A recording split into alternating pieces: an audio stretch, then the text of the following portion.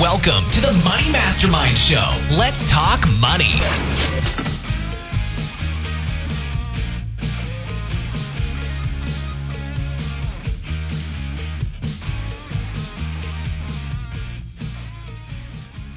And welcome to the Money Mastermind Show.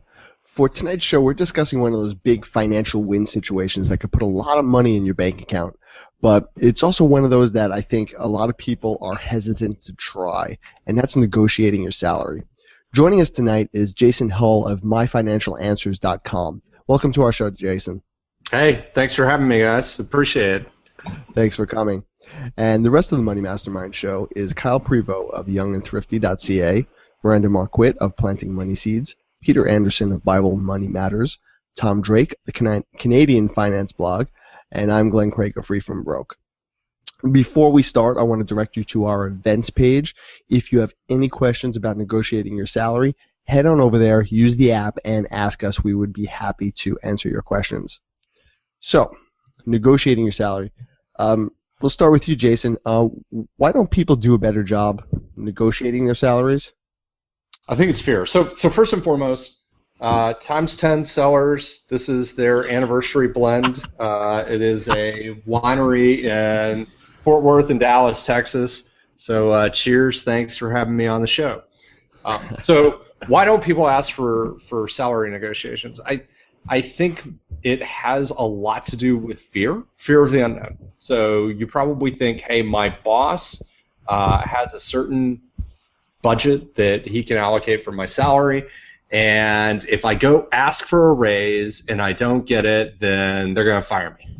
And that's really not the case of what's going to happen. I mean, I've run a company before where we had employees, and we certainly didn't fire anyone just for asking for a raise, but I think it's something that people are really nervous about because money overall is kind of a taboo topic. I mean, the 1, 2, 3, 4, 5, 6 of us, and however many people are listening online, are kind of the exceptions to the rule, in that we're all comfortable talking about money, but most people are not, and especially in a work situation where you are asking someone who has power over you and control and ability to say whether or not you continue to have a job. So it's a large psychological burden, and statistics show that it's even more so for women.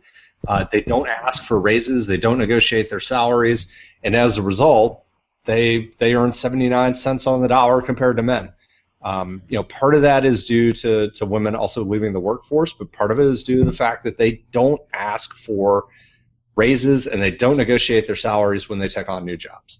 Right, and one of the things just too is when you don't negotiate your first salary, and one of the things they found, especially with women, is not negotiating that first salary means $500,000 over a lifetime left on the table, because that starting salary is where you begin with promotions, where your bottom is for your next job, and all of that kind of stuff. And so that's a really big deal when you talk about negotiating your salary. It really does matter. Yeah, I mean, how many of you have been in a job interview and the recruiter asks, so what are you being paid right now? So it's an anchor. It's absolutely, yeah. No one's like, I never interviewed. I'm an entrepreneur. Shut up. Okay. How many people who are watching who are not in this panel, you can raise your hand and ask questions about this, but it's an anchor. Yeah, you're absolutely right, Miranda. So every time you get a pay raise is based on a percentage, usually, of what you're currently making. And so if you hamstring yourself by not asking for that salary in the first place, then really the best way to increase your salary is going to be jumping somewhere else and getting a lateral promotion that way. And that way you can get yourself a lot closer to what the market bears. Do you think that a lot of people go into a performance review or whatever, maybe they go into those unprepared and they don't come in actually knowing what they want for a salary increase or what they should be getting, and as a result they're kind of just unprepared for that question when it comes? Yep. So it's not just knowing what you want and what you should be getting. So you should be coming in armed to help your boss, and really this should be happening before your performance review. If you're doing this at your performance review, it's too late. I know I worked at Capital One and I managed a team of 40 people. We had to have a force distribution ranking by the performance review. So by that time it was too late. So instead, have those weekly one-on-ones, have sessions where you are documenting, here is what I did and here is the value that I bring to the company. So all of this is focused on, I am delivering value to the company, so let's help capture some of that and make sure that I am being compensated for the value that I'm bringing, and it's comparable with what the market bears. So if you're in a performance review, then by then your boss should already know all the value that you're bringing to the company, so that you can have that negotiation either then or at the time that you take on new responsibilities and roles. So if you get a promotion, they say, hey, we're going to add 20 more things to your list of stuff to do, then you want to be able to say, hey, I have found comparable job descriptions, and this is what they are being paid, and therefore I'd like to discuss how we can get me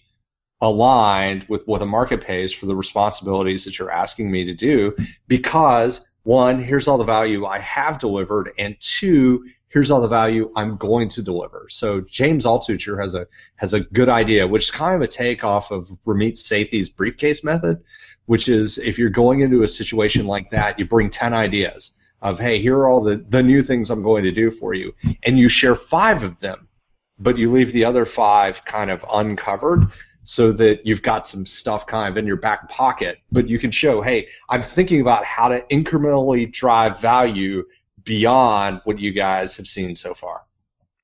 So, I mean, how do you really find your market value, though? I mean, a lot of times jobs, they're not so cut and paste where I could look it up somewhere else. You know, it's not like, well, you know, we all produce TPS reports. So I know that if I do 10 of them and you do 10 of them, that you get paid this and I should get paid that. You know, a lot of times jobs are very kind of dynamic, and maybe it has a little bit of this, a little bit of that. So without asking the guy in the cube next to me, how do I really get a gauge on what my value is?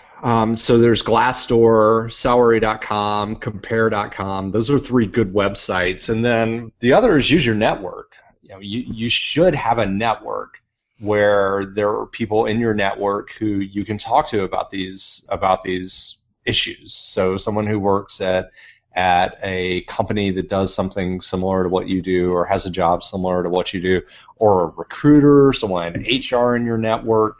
I think those are the places I would go. And even if it's not a direct apples to apples comparison, between Glassdoor, Compare, and Salary.com, you can probably get at least fruit to fruit, and that should be close enough to be able to draw the conclusions of what you're asking for.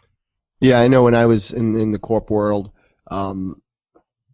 as big as the company was and all the other companies in the industry, it was actually a pretty small industry, because the people you work with today, a lot of them are going to leave and be in the next company by tomorrow. So before long, you know people in a lot of different companies that you could probably bounce ideas off of. And if you're good, then the people that leave, that go somewhere else, probably want you to come along with them. And so they're going to tell you, they're going to give you, hey, you're making X at this company, and you can make 1.2 times X at my company, so why don't you come over? And you don't want to, in negotiations with your boss, you don't want to have the threat of like, hey, if you don't do this, I'm going to leave. That's not, you don't want it to be confrontational. You want it to be positive of, hey, here's the value I deliver. I want to be loyal. Let's make sure that we're compensating me in a way that it's fair for everyone. If the thing is, if you bring that offer of, hey, Smith Company just offered me 1.2x salary, you're now on the boss's cut list, because even if you don't leave right away, I as a manager always knew, hey, this person is seriously considering leaving, and so what I don't want to do is differentially invest in them as a high performer to like send them to training or to get them up to speed on something new that we're doing, because I'm afraid I'm going to train them, they're going to leave, they're going to go to my competitor, and then the competitor is going to get all that benefit. So be careful with the salary negotiations, but at the same time, like I as a manager always told my team, hey, you should know what you're worth, and you should know kind of what the market will bear, so that you know that you are staying where you're staying by choice, as opposed to feeling like you're trapped here.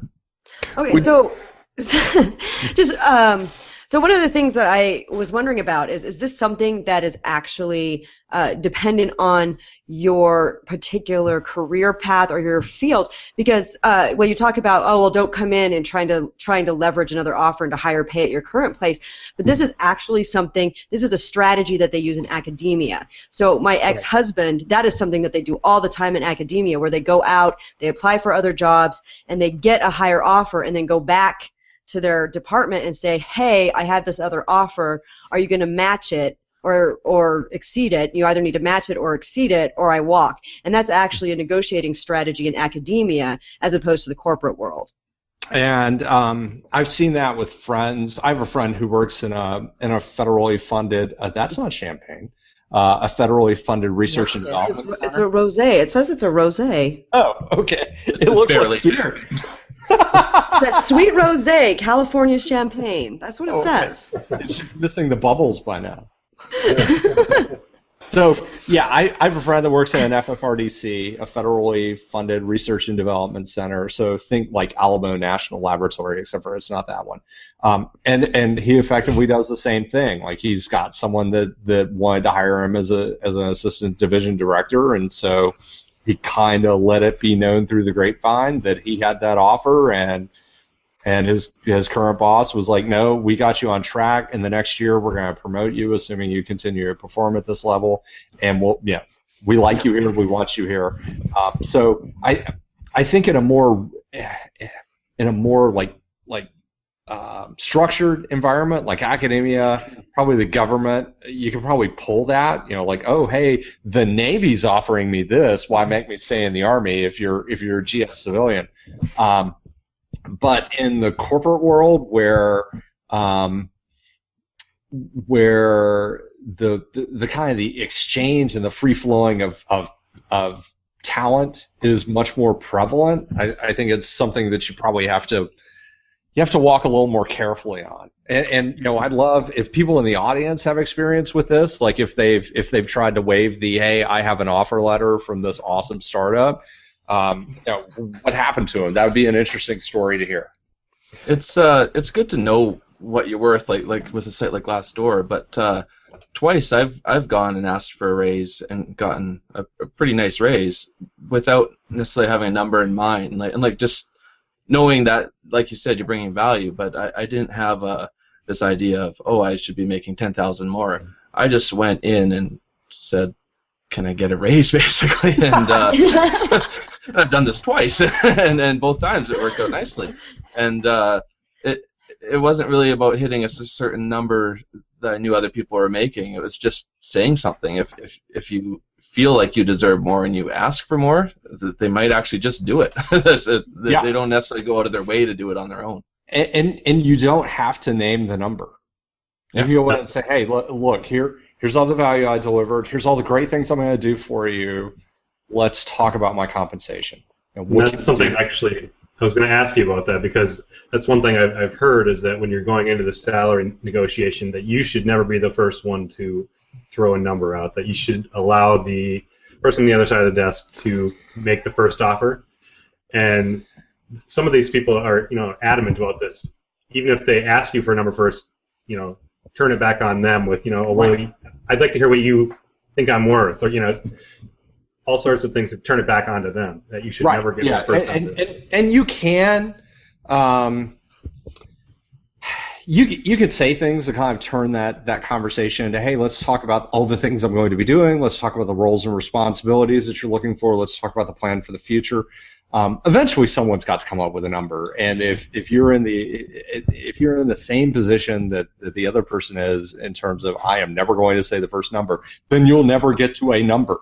So I've done tons of negotiations, and I'm perfectly comfortable laying out the first number. It sets an anchor somewhere, so Exactly. There's two kind of streams of thought. One is you let the other person say something because, hey, you may have been thinking, I want to raise $10,000, and they go, okay, well, I'll give you $20,000, and you're like, woohoo, all right, I can go up from there.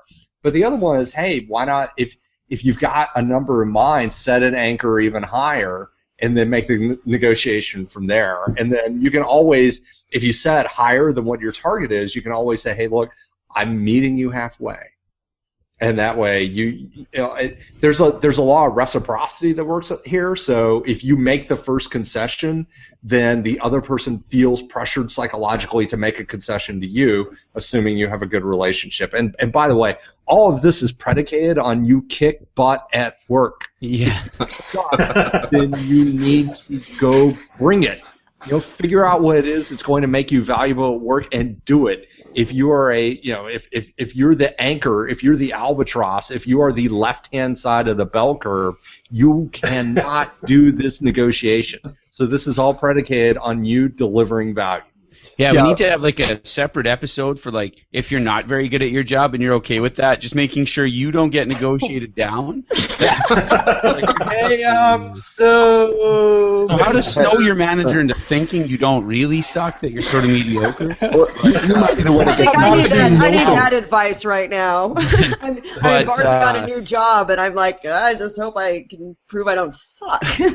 Not to be Milton in your negotiations. Yeah, we're just not going to pay you anymore. All right. I was going to mention that very point there, Jason, just because, especially for some of the younger listeners out there, I know it is a bit of a stereotype amongst millennials, but I think it's one that maybe has a little juice behind it. That hey man, we have no problem asking for promotions. We're good with all this. It's all you folks that like to work hard and put in extra hours and are usually a little older than us that you guys have the problem asking for the money. We can ask for it. But if there's no value proposition there, then there's really no negotiation. Like if you can't articulate what you're doing different than the guy down in the next cubicle or in the other company, or what you've learned since you've been there, how you've developed and grown, and why you can deserve this, why would I want to? And if you don't have the communication skills to communicate that reality, why would I want to give you more money? That is awesome, Kyle. I mean, that's a great point. And remember, your employer is not a charity. They're not a non-profit. Well, I mean, they might be a non-profit, but if you look at the corporate world, yeah, we joke that some of the startups I've been involved in have been involuntary non-profits. But their goal is to make money, and it's always critical to understand two things. One, how does the job that you do help the profitability of the company you work for? And two, what are the things that are on your boss's evaluation that they get measured on, and how are you making your boss look like Steve Jobs? Yeah, see, it took me a while to figure that part out, but then after a while I realized, if I could get into my boss's head, if I can make their job easier and make them look good, I'm just going to ride their coattails up. Because when they get the promotion, I'm coming with them. Yep. And they're the ones obviously doing my review half the time. So I always, it took me, again, a while, but once I realized that, it was like, okay, I need to not just do my job, but keep asking them what's going on, what makes them tick, how can I make their load lighter.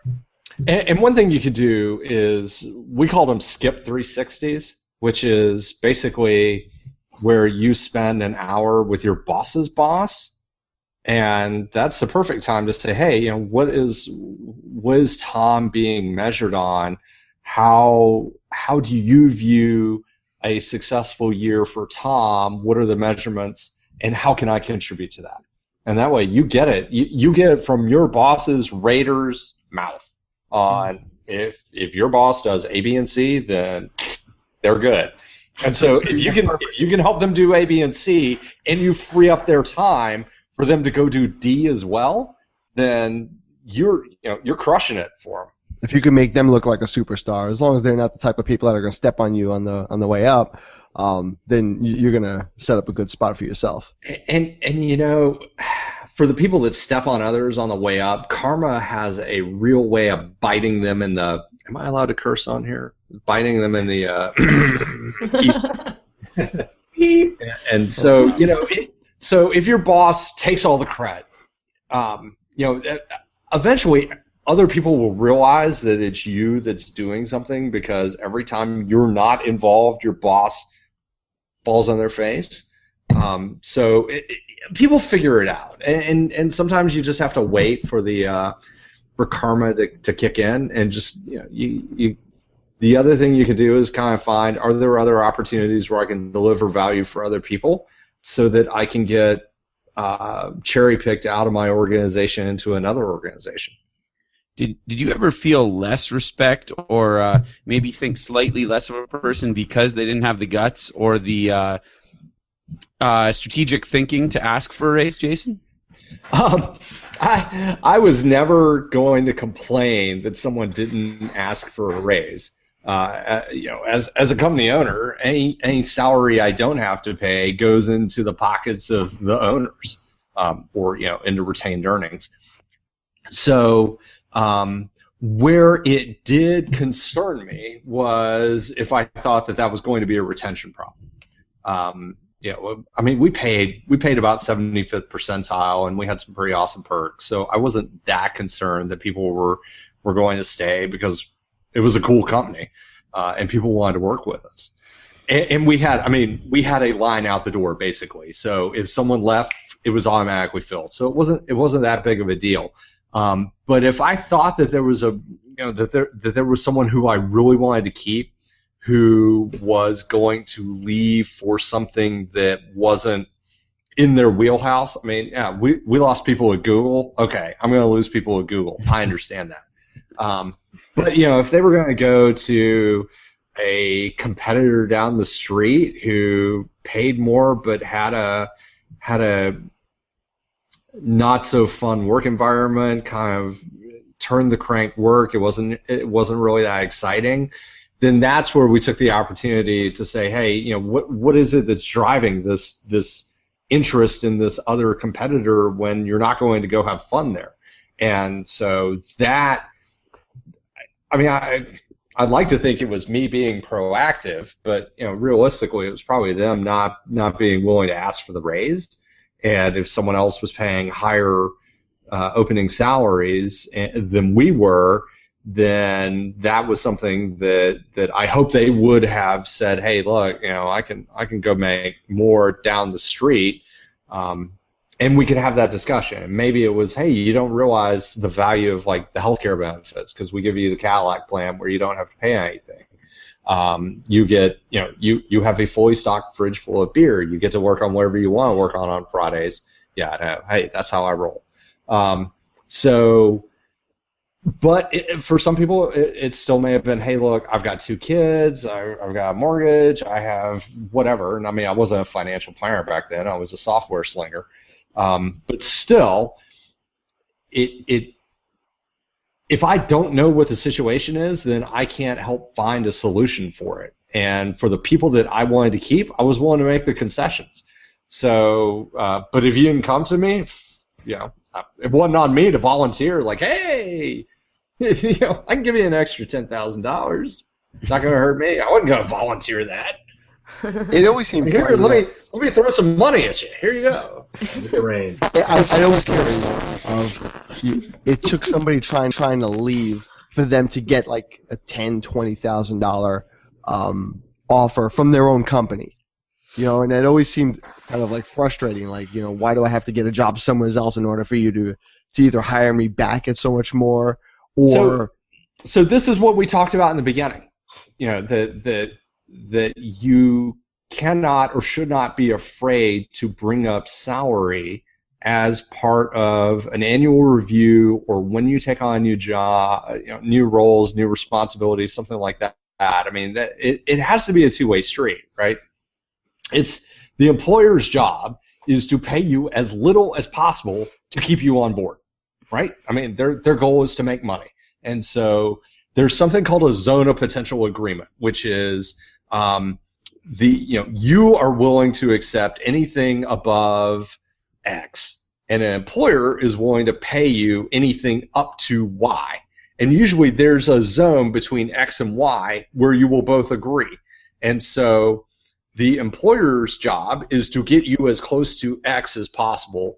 Your job is to get as close to Y as possible.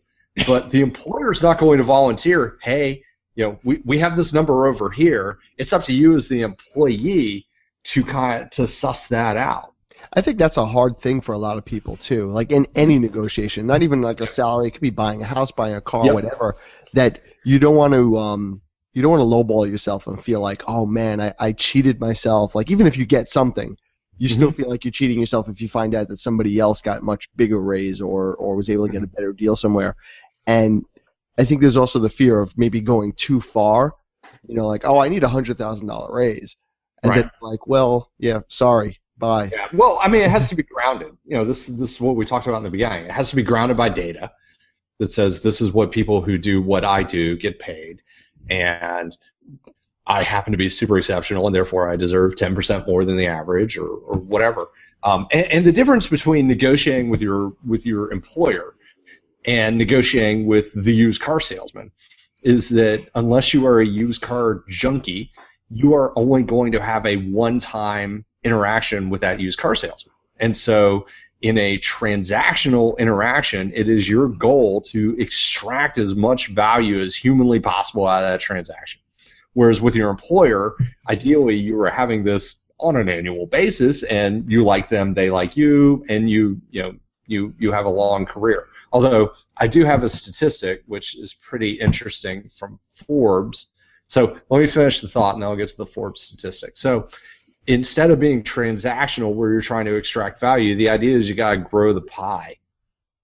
And so in creating value, you have to show what you're going to bring to the table that they don't have right now, and then once they agree to it, you got to deliver it. So it's a contingency clause contract, whether or not it's actually written in your employment agreement. If you're saying, hey, this is the value I'm going to deliver, this is why I'm worth this much, you better deliver. So the Forbes, there was a Forbes article, and I can paste it in the chat, and you guys can share this. The people that, this is really, really interesting, the people who stay in companies longer than 2 years get paid 50% less than the people who jump every 2 years.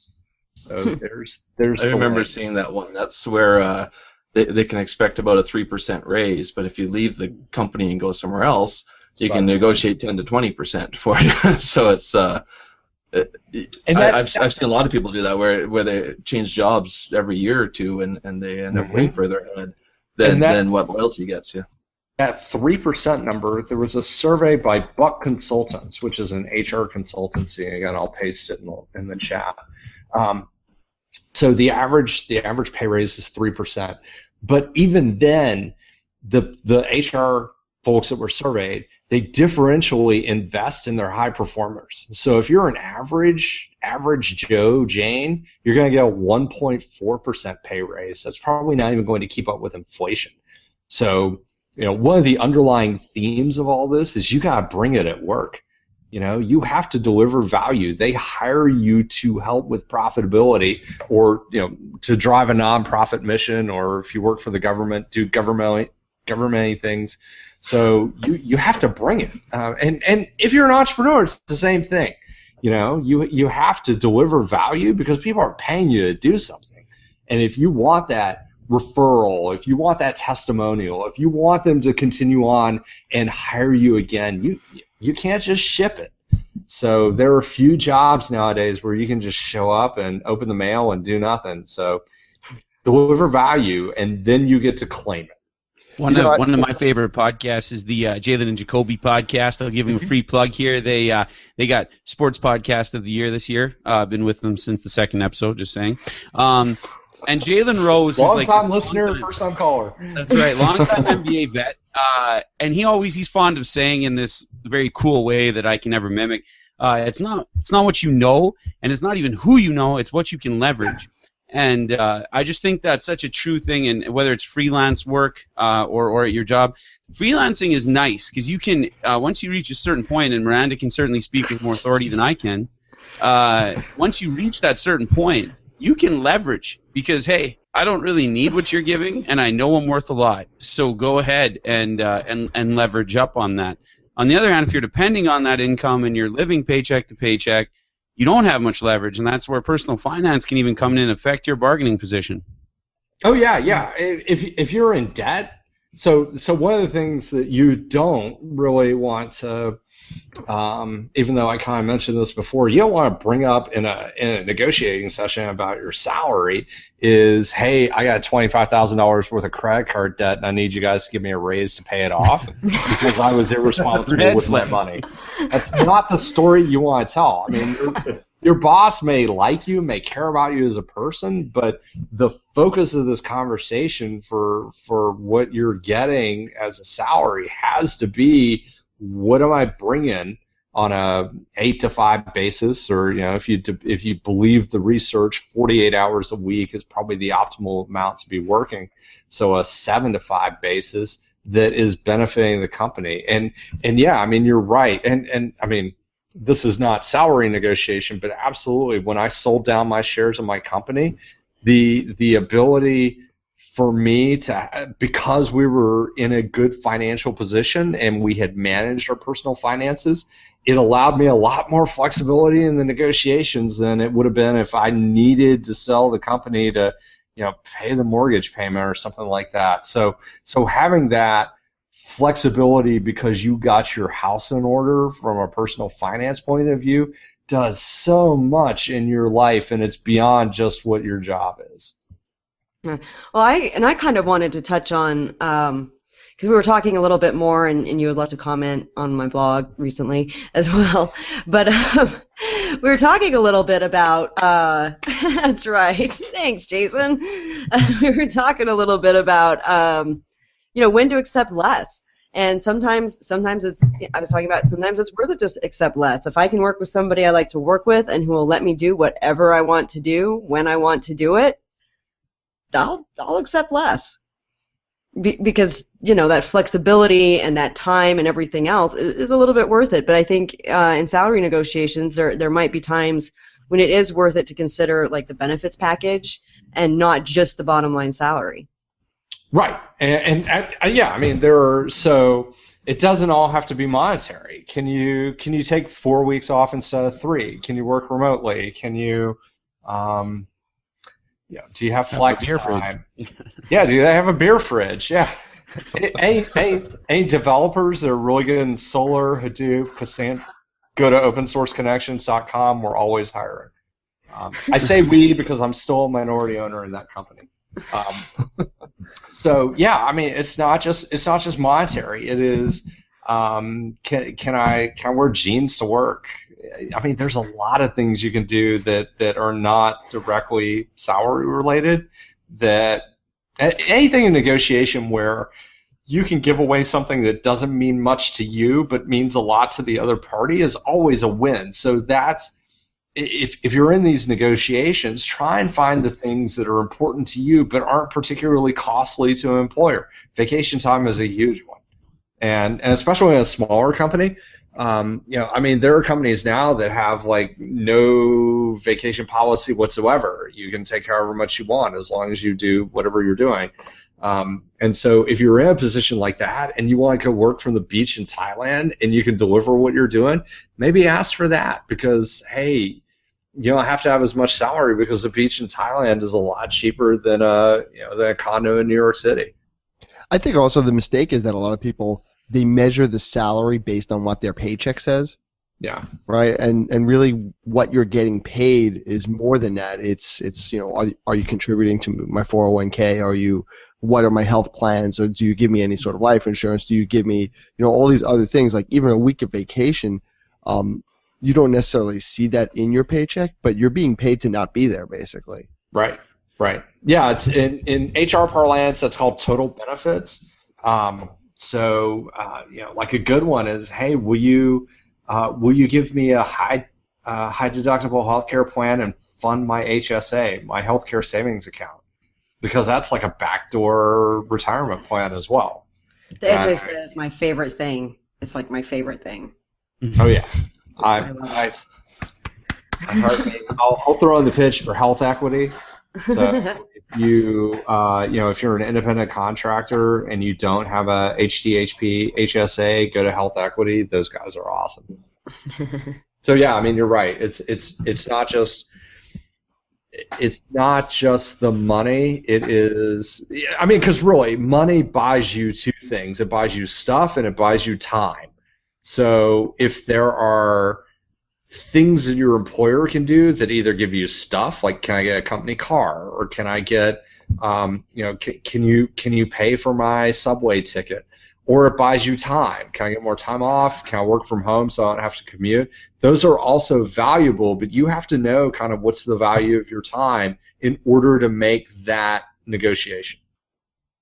Yeah, I have a a friend who actually did something like this where he didn't really. The company didn't have to give anything up. He just wanted to work from the office 4 days a week and just take Fridays off, basically. So he said, I'll work 4 10-hour days instead of 5 8-hour days or whatever, and they were fine with that. And he ends up saving gas money, and saving all sorts of money and getting that Friday off every week. So except for he spends it on 3-day weekends every week, right? Exactly. and I mean, you can't take that ad absurdum. Because if you're in an office environment, some people sometimes have to have in-person meetings. There's a reason that they have offices, so you can't all be working 3-day weeks where you have to be in an office. But it's completely dependent on the situation. And if you ask and they say no, at least you asked, and now you've started the conversation. You've planted in their mind of, hey, I deliver value. Here's why. But that's the whole, hey, I deserve a raise. I mean, you're not going to say, hey, I deserve a raise to your boss, but the underlying thought behind that conversation should not be, you should not be blindsiding your boss with that conversation at performance time, and whenever. It should be a steadily documented, building up kind of wave of, I kick butt at work, here's why, here's the value I deliver, here's how I make you look good. Let's have the discussion about flexibility in my work arrangements. Okay, so you said something about like not blindsiding your boss. When are good times to ask for a raise or ask for a promotion or have this discussion? I mean, when is a good time? Like, obviously, like Friday afternoon as everybody's trying to leave early is not a good time. Yeah, chase him down the car and like run after him. Hey! That's the best time to do it, because they just want to go home and they'll give you whatever you want. So to me, it's two times. One is when you take on new roles or are going to take on new roles and responsibilities. When they ask you to take on something new because you've been kicking butt, and they want to give you more stuff for you to kick butt at. The second is successful completion of a large delivery. So if you've had a project that you've been working on for 6 months that drives $10 million worth of MPV for the company, and you deliver it and it actually drove 11, that's probably a good time. Because now you're riding a wave of goodwill, so that you can point to, hey, look at what I just did. And you can take advantage of something called the recency bias, which is a psychological bias that says, hey, I'm going to look at the last thing that you've done. The whole what have you done for me lately question is the recency bias. So if you can say, what have you done for me lately? And it's, I just kicked butt on this project and I made you look like a rock star, perfect time to take advantage of that opportunity. I remember, and this isn't even in the corporate world, I was working at a supermarket, and obviously the scale was a lot lower, and what I was getting paid was a lot lower than what people are saying minimum wage should be now. I was a bagger. I was a grocery bagger. But yeah, pretty much that. And I did something, and my boss was like, oh yeah, that's really great. And I'm like, yeah, I probably deserve a raise. I just threw it out there, and he's like, you know what, you probably do. And I had an extra quarter to my minimum wage or whatever it was. Yeah. But it's probably because you were the only bagger who asked for it. But it was also the value that I brought. I mean, not that I was so phenomenal, but it was like you got to do that more. I really appreciate the fact that you're talking about how you have to bring something to the table. You have to be a performer. You have to be somebody who's doing something. Because the other side of it is, what I've discovered is, if you're the person who does just enough, if you're just getting by, not only are you not going to get the raise, but you're the person that's going to get outsourced. Mm-hmm. Like if you're just doing the thing where you just have to check the box or you're just entering the data, that job's going to disappear. Yeah, I can find crank turners in the Philippines, in India, in China, even in we outsource call center work to Canada. Wow. These third world countries. Third world countries like Vancouver. God. Developing countries like Quebec. No, well, I mean, the point is, outsourcing doesn't just happen to what we think of as third world countries, which are Philippines, India, Indonesia, etc. Yeah, I mean, we outsource to. Well, I was at Capital One. We did outsource to India. We outsourced to the Philippines. We outsourced to Ireland. We outsourced to Canada. In my development company, we outsourced to Costa Rica, Nicaragua, Honduras, Uruguay, Brazil, Argentina, and England. So outsourcing happens, and it's not just to places where they have to get a bus to drive everyone into the call center. It happens to countries that you think of as developed world countries. So don't just think because you don't have a job that necessarily can be done by someone in a call center in India that you aren't subject to outsourcing, because you're absolutely right. If you are delivering value, then it's incumbent on the company to try and find a supplier that can deliver value at a reasonable price, and outsourcing is always on the list. And the thing is, too, you may not think that your job could fit that description now, but that doesn't mean that somebody's not going to create a technology tomorrow that makes your job like, well, you know what, Jones over there, he just does that anyway, so we'll have the computer do it. But if you're a guy like, oh, you know what, I need this guy on my team. Like, you can let everybody else go, but let's find something for this guy. Right, and so innovation is something that computers are not going to be able to do for a long time. So anything that involves creativity, that involves using your brain to come up with stuff that no one else has come up with, that's always valuable. And so that's where you want to focus your extra energy. I mean, you have to do the things that you are expected to do on your performance evaluation, but where you will create differential value is in using your brain to have creativity to come up with the things that no one else has thought of, because a computer can't do that and won't be able to do that for years and years and years. Okay, so sorry. Go ahead. Paper, scissors. I know, right? I just facilitate the conversation. I'll let everybody else speak. I don't actually add value. I just facilitate. What I really want from you, Jason, now is a pep talk, because as we know, women have a harder time asking for raises. Women have a harder time, and women have a harder time even when they are providing value. They have a harder time recognizing the value that they provide and talking about it. They have a harder time talking themselves up. They have a harder time trying to get out there and do it. So give us a pep talk.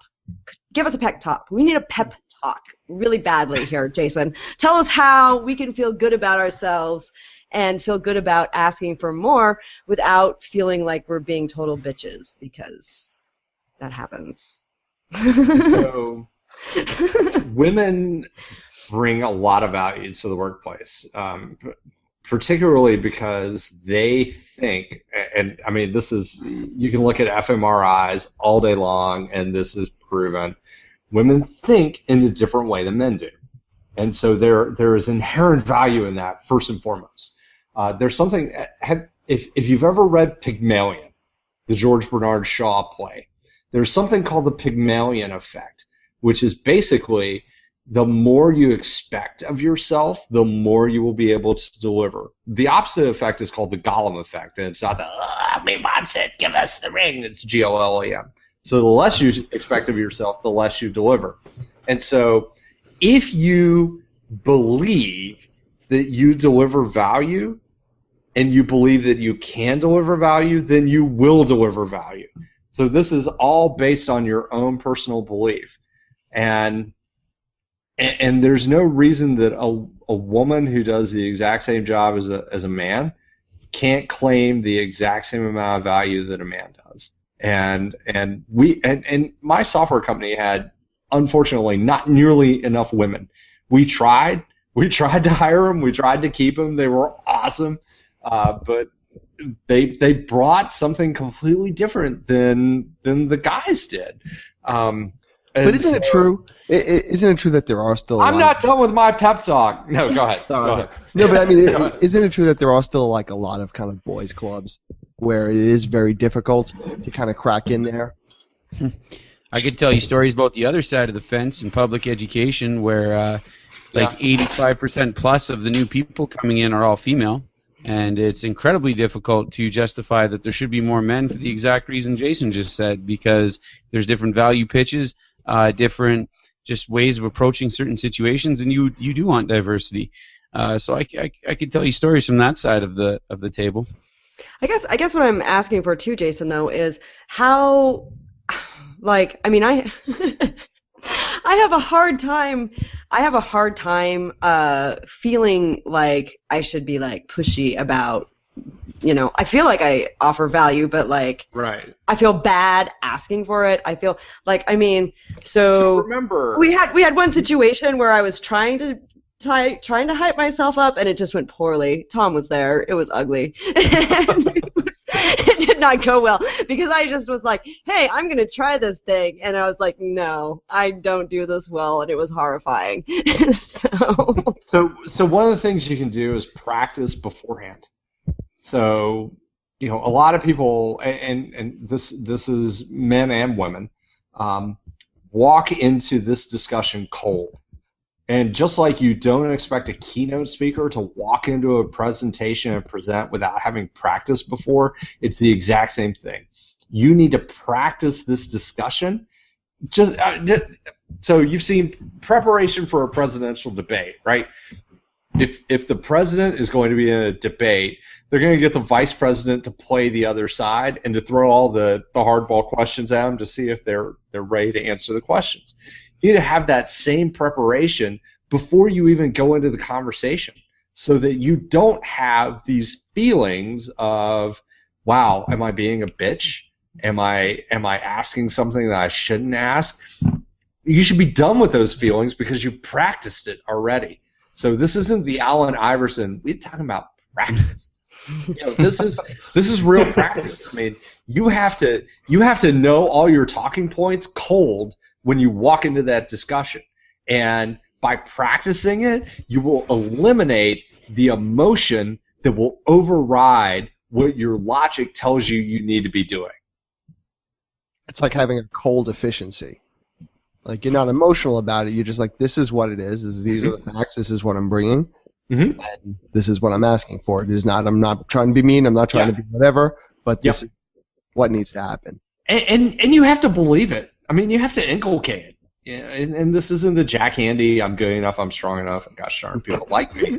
You have to believe, hey, I do a good job. I mean, Miranda, do you do a good job? Can you say that from your heart? Yeah, well, most of the time. I'll say it for her.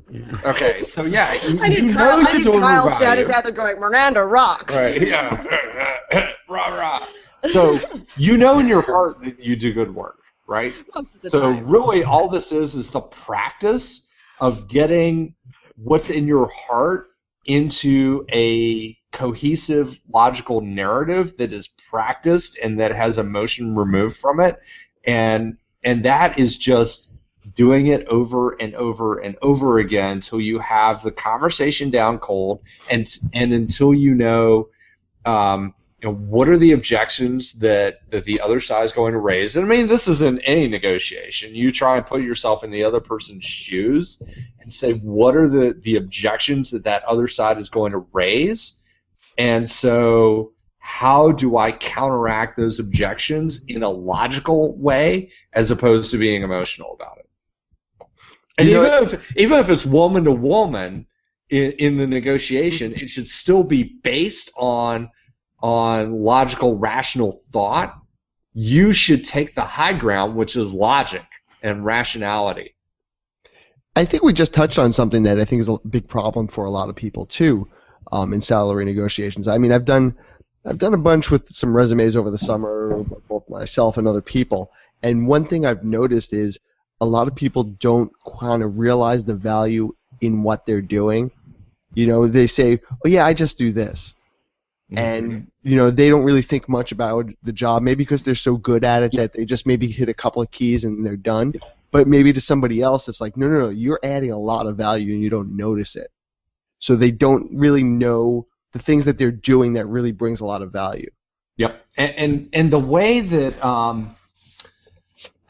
so I'll say this in resume coaching, and then you can. I mean, it's the same thing in terms of like preparing for your performance evaluation.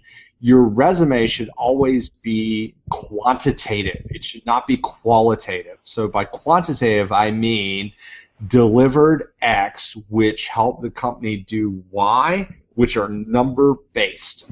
So I reduced overhead by 33%. I reduced the amount of time it took to run a cron job process from 4 days to 6 hours. If you can have quantifiable numbers that are behind the things that you do, that helps you understand the value that you're delivering for your employer.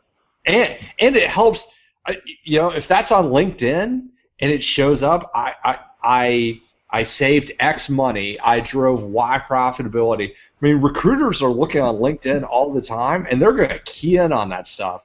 And so if you aren't getting the salary that you want at your current employer, beef up your LinkedIn profile, because they're looking for stuff, they're looking for keywords, and the more quantitative it is that you can show specific value that you deliver, the sexier you look to a recruiter.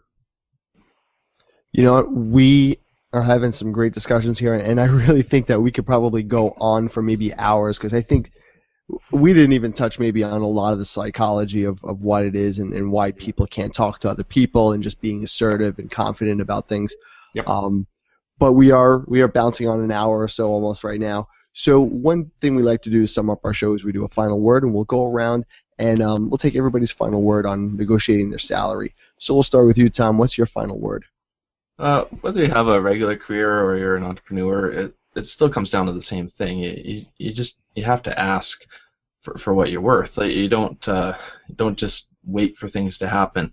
Even as an entrepreneur, there's going to be those times where you do lowball yourself, and someone that says yes too quickly. And it's the same if you ask for a raise. If they say yes too quickly, you kind of think, yeah, I probably went a little too low on that. So it's good to know what you're worth and kind of aim a little higher than that. Peter, what's your final word? My final word is just to, again, we've touched on this multiple times, but focus on the value that you're bringing to the company, what you can do for them, and not on what you want from them. Keep the focus on, this is what I've done for you, this is what I'm going to do for you, and make it quantitative, like you said, and make sure they know that you're an invaluable member of the team and that they should be paying you. Miranda, what's your final word on negotiating salaries? Do your homework and figure out how much you're worth and how much it makes sense to get paid. And this is kind of difficult in the freelance world because there's such a wide variety of rates out there. And so people are always like, well, how much do you get paid? And a lot of us are like, well, I'm kind of embarrassed to say, because we're either embarrassed because we're asking too little, or we're embarrassed because we feel like we're asking a lot. And so we kind of fall into this range.